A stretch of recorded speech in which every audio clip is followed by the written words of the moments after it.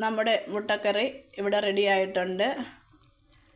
ചെറുതായിട്ടൊന്ന് ഇളക്കാം. മുട്ടക്കറി റെഡി ആയിട്ടുണ്ട്. ഹായ് കൂട്ടുകാരെ, നമ്മൾ മുട്ടക്കറി പല രീതിയിൽ വയ്ക്കും, പല ടേസ്റ്റിലുമാണ് മുട്ടക്കറി വയ്ക്കുന്നത്. ഇന്ന് ഞാൻ വേറൊരു രീതിയിൽ, ഞാൻ 2 രീതിയിൽ വെച്ചിട്ടുണ്ടെന്ന് തോന്നുന്നു, വീഡിയോ ഇട്ടിട്ടുണ്ട് മുട്ടക്കറിയുടേത്. അപ്പോൾ ഇത് വേറൊരു രീതിയിലാണ്, മുട്ട പുഴുങ്ങി ഉടച്ച് ഒരു മുട്ടക്കറി. അപ്പോൾ അതിന് ഞാനിവിടെ എടുത്തേക്കുന്നത് 2 വലിയ സവാള, 3 മുട്ട, ഇത് പുഴുങ്ങിയതാണേ. ഇവിടെ ഇഞ്ചിയും വെളുത്തുള്ളിയും ചതച്ചത്, പച്ചമുളക്, കറിവേപ്പില, ഒരു തക്കാളി. അപ്പോൾ നമുക്ക് മുട്ടക്കറി വയ്ക്കാൻ ഒരുങ്ങാം.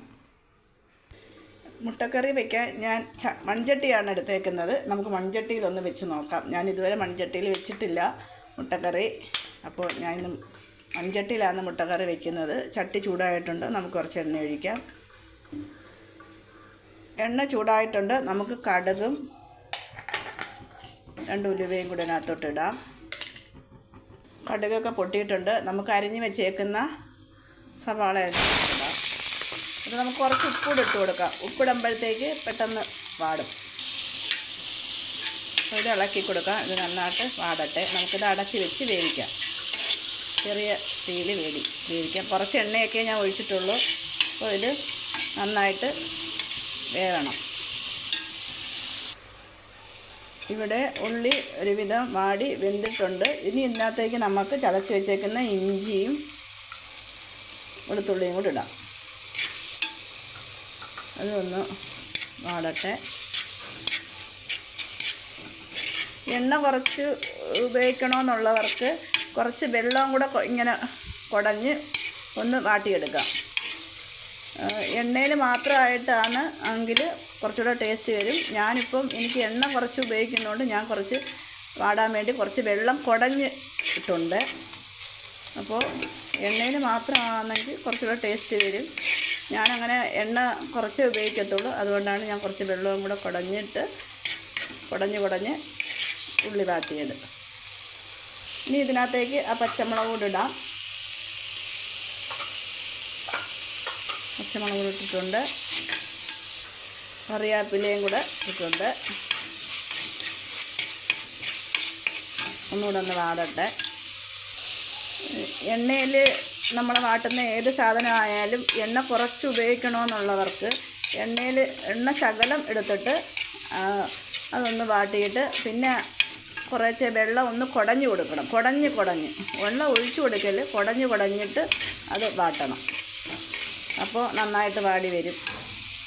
ഇനി നമുക്കിതിനകത്തേക്ക് പൊടികൾ ചേർക്കാം. നമ്മുടെ എരിവിനനുസരിച്ച് മുളക് പൊടി. തീ കുറച്ച് വയ്ക്കണം കേട്ടോ. ഞാൻ എണ്ണയൊക്കെ കുറച്ച് ഉപയോഗിക്കുന്നതുകൊണ്ട് പൊടികൾ കരിയാൻ സാധ്യതയുണ്ട്. അതുകൊണ്ട് ഞാൻ തീ കുറച്ച് വെച്ചു.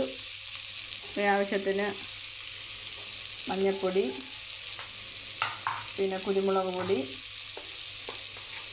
എരിവ് വേണ്ടുന്നവർക്ക് കുരുമുളക് പൊടി കുറച്ച് അധികം ചേർക്കാം. പിന്നെ കുറച്ച് മസാലപ്പൊടി എല്ലാം ചേർത്തിട്ടുണ്ട്. മല്ലിപ്പൊടി വേണ്ട. നമുക്കിതൊന്ന് ഇതിൻ്റെ പച്ചച്ചവയൊന്ന് മാറ്റിയെടുക്കാം. ഇതിൻ്റെ പച്ചച്ചവയൊക്കെ ഒന്ന് മാറിയിട്ടുണ്ട്. ഇനി നമുക്ക് ആ തക്കാളി ഇതിനകത്തോട്ടിടാം. തക്കാളി ഒന്ന് വെന്തുടയട്ടെ.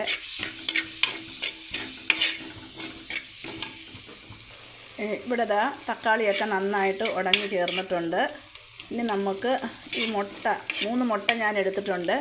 ഈ 3 മുട്ട ഉടച്ച് വേണമെങ്കിൽ ചേർക്കാം. ഞാൻ അരിഞ്ഞ്, എനിക്ക് ഉടച്ച് ചേർക്കുന്നത് അത്ര ഇഷ്ടമായിട്ട് തോന്നിയില്ല. അപ്പോൾ ഞാനിതെല്ലാം കൂടെ ദാണ്ടെ അരിഞ്ഞ് വെച്ചിട്ടുണ്ട്. ഈ 3 മുട്ട ഞാൻ ഇതിനകത്തോട്ട് ചേർക്കുകയാണ്. എന്നിട്ട് നന്നായിട്ട് ഇളക്കുക.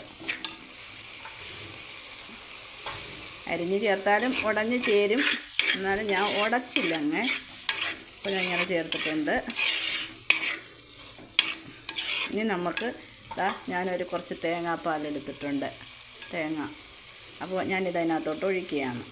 ഇച്ചിരി നീര് വേണം എനിക്ക്, അതുകൊണ്ട് ഞാൻ ഇച്ചിരി കുറച്ചധികം തേങ്ങാപ്പാൽ എടുത്തു. അപ്പോൾ തേങ്ങാപ്പാൽ ചേർത്തിട്ടുണ്ട്. തേങ്ങാപ്പാൽ ചേർത്ത് കഴിഞ്ഞാൽ പിന്നെ തിളയ്ക്കണ്ട.